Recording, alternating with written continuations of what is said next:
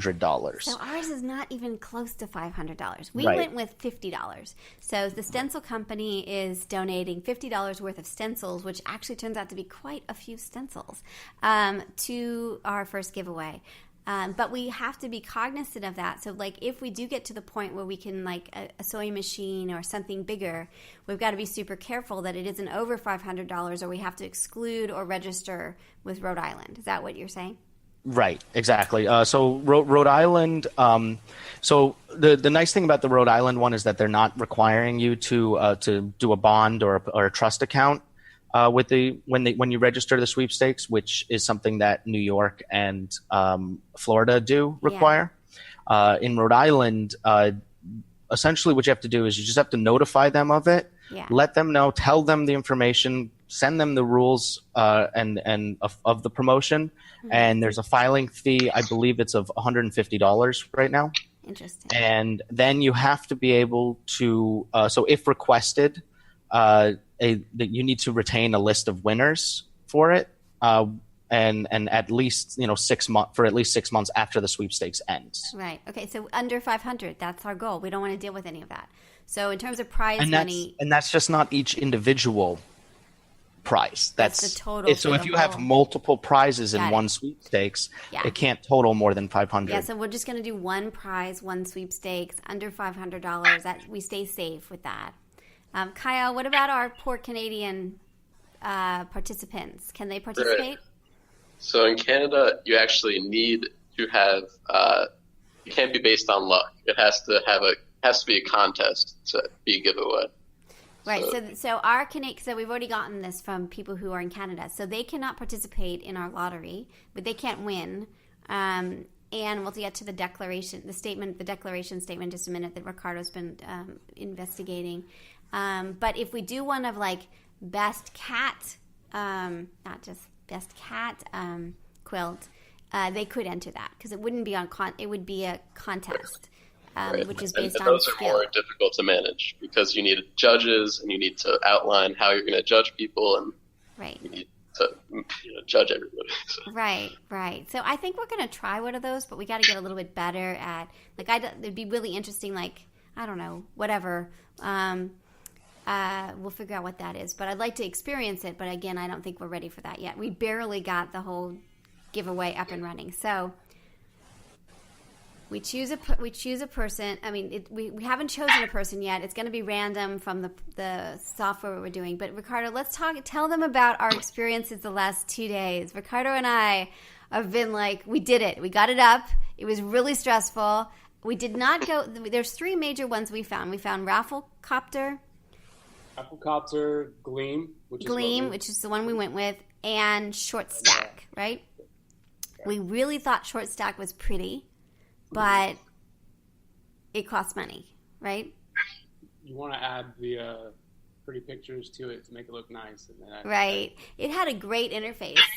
Yeah, but we really are we're a law school. We're not a very, very wealthy project, so we were looking for free. So Rafflecopter, it's got lots of good reviews, and it is Kyle's favorite. Kyle was really pushing it, but we didn't go with that one because we found Gleam.io, which isn't the prettiest one because we didn't pay up to make it pretty. I'll say it was my favorite before we started experimenting with it, and I think you really need to start playing around with them before you decide because I thought it was easy to make these entry options on Rafflecopter, but it turned out they want you to pay for every little thing, and it's not as easy as it looks. So you really have to experiment before you settle on it. That's I think so too. I think with all of these apps and tools online that they all look really interesting and pretty and you can do the free trial. But when you actually start to use it, that's when you start to, go, wait a second, like how do we do this or how do we do that?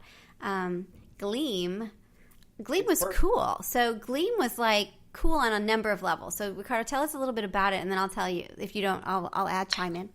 Well, I thought it was perfect for our project. I mean, obviously, because it's free, we're missing some of the functions, the viral giveaways.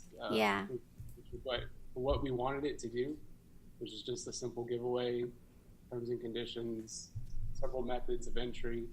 We gave away the free method so that we were fine on consideration.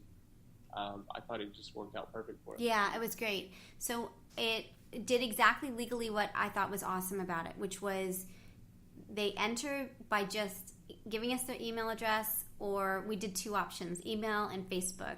So that gets us through the requirement of consideration. We have not asked for anything and they've entered, right? All right. Yeah. And then they had other ways they could do it. So we were able, I really liked this about it. So we chose, what did we choose? We chose, do you remember the other choices that we did? We had them visit our sponsor website. That's right. Our unique link. And so it's on the choice. Let me see if I can get it up. Hold on. Tell them more what we did while I get it up. I can share screen in just a second. So you can visit our sponsor website. We also sent them from Facebook to our webpage, and we hadn't had a ton of traffic on our webpage. And so to enter it, they just hit a link to the front of our webpage, right? Hold on just a second. It's breaking up because I can't do more than one thing. Okay, try it again, Ricardo. Yeah. No, you're breaking up on me a little bit. Okay, I'm going to share screen so we have it.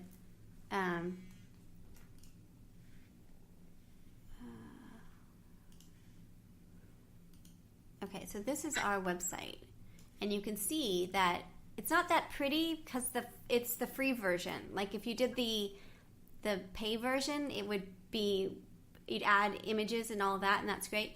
But we were able to put in our little thing and put in links to different places. Then you can see when they enter it, they do that, and then you can visit the stencil companies, and you can do it 1 per day. So that allowed us to sort of, and then you just click here, and it takes you to the website, which is great.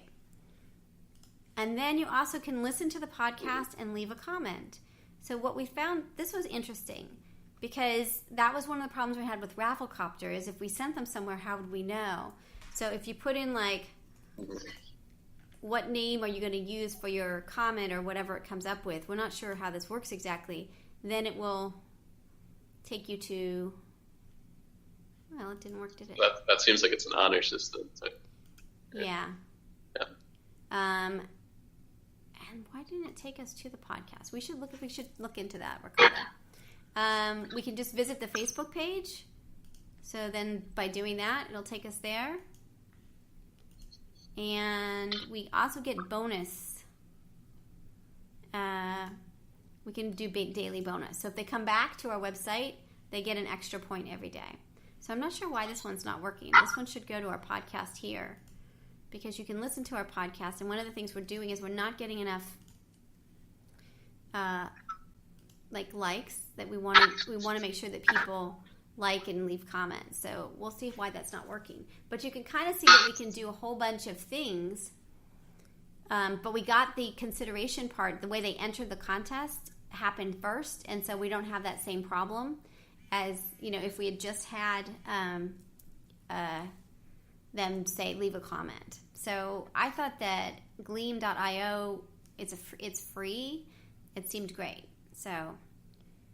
Right, and it also integrates with a lot of other social media platforms, which totally is really nice. And if you pay up, you can do a lot more. But even in the free version, we got a lot out of it.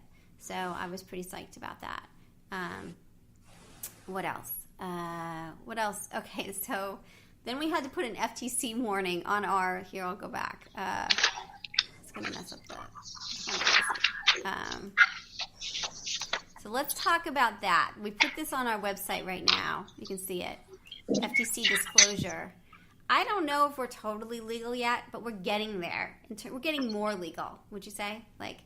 Yeah. Tell us what we need to do. Why do we need an FTC disclosure? What is that, and what elements need to be part of it? Any of you? Ricardo? Thomas, well, anyone? I can put in a little bit there. I mean, one of the things is there are different rules if you're a paid endorser by a company, and then so if you're doing that type of situation, then you have to notify, or at least the FTC wants people to start notifying, and I believe that that's starting to move towards a legal standard. Well, and also, I mean, it really came, I mean, it always has been there, but the bloggers, that people would send stuff to the bloggers and they would be like, this is the best dress ever. There was a dress case that really messed everything up. And now you have to say, I got this dress for free, or I'm paid to say this is the best dress ever. So that's where it really came in, is the influencers and the bloggers who were either getting paid or they were getting free versions of things, but not disclosing that as part of their stuff. So, Cardo, you've done a bunch of work on this. Right. Well, the FTC guidelines in 2016, they came out with the thing with influencer marketing campaigns. So they were trying to crack down on that. And so under these guidelines, you had to disclose that they had to have clear and unambiguous language that appears at the beginning of a post. It had to be easy to read, had to be on the screen for an appropriate length of time, and it had to be. So visible. in our case, the fact that it's down here is probably not the best idea. It should be way up higher, right? On the site page or on the Facebook page? On this page. Center on that, but I think that this does meet the guidelines because it's clear. I mean, maybe the only thing that we may want to look into is maybe making some of the print a little bit larger, but sure. It's it's right there and right there, so somebody can see it when they're looking to go into the giveaway. Yeah. So that covers us for the giveaway also. Yeah, that gives us the giveaway. So I included that we include links and information that we're not paid, that research supplies were donated, and that they're donating. I guess we didn't say that they were donating the giveaway. We probably should add that too. But it's just like being transparent, don't you think? That's the goal of it? Yeah. Language that it's a sponsored giveaway, sponsored sweepstakes in particular. Yeah. So I think we probably need to add a thing about the stencil company is a sponsor, and they're, I mean, it seemed obvious to me that they were the sponsor because they're like names all over the place, but we might add that in. Well, it gets a little funny if you're only using language that says like "I love the stencil company." Yeah. It's not clear enough that they're the sponsor and that you're being enticed. Right. So I mean, I think that it's just making clear. I mean, that's the idea, is that it's transparent, and that even if you're not getting paid, we're not getting paid by the stencil company. We are not receiving any compensation or percentage of sales or anything like that. But we are benefiting from the fact that they gave us research samples for about $50, and now the prize. So we need to disclose that so people know that we have benefited in some way, even if that's not. And we're not about reviewing stuff. We're just trying to understand it. So it could be misconstrued that we're always endorsing products. And I do like products. Like here, I do say we love this, and that's true. I really do love their work. But really, it's for us exploration. But we want to make sure that people know that that we're not misleading. That's the goal, right? Yep. So in terms of endorsements and disclosures, are there elements that people should be including on their FTC disclosure? I mean, just the guidelines. You just have to be clear and upfront, and needs to always be visible on the screen, so even on your mobile devices. Right. There's certain guidelines for social media, so if it's like a hashtag, it needs to spell out sweepstakes, sponsored. They can't just have like or giveaway, hashtag giveaway, right, stencil company, right? It always and it can't be something that people wouldn't understand. And the term sweeps is not enough. Yeah. Right. So hashtag sweeps does not cover the sweepstakes category. This is so great. There's another guideline that's actually pretty useful and pretty well put together as well, and that comes from Data and Marketing Association, which is their website is the DMA.org, and they also put together a good guidelines. So I mean they break it down into different article numbers, which are important for different methods. And this one is more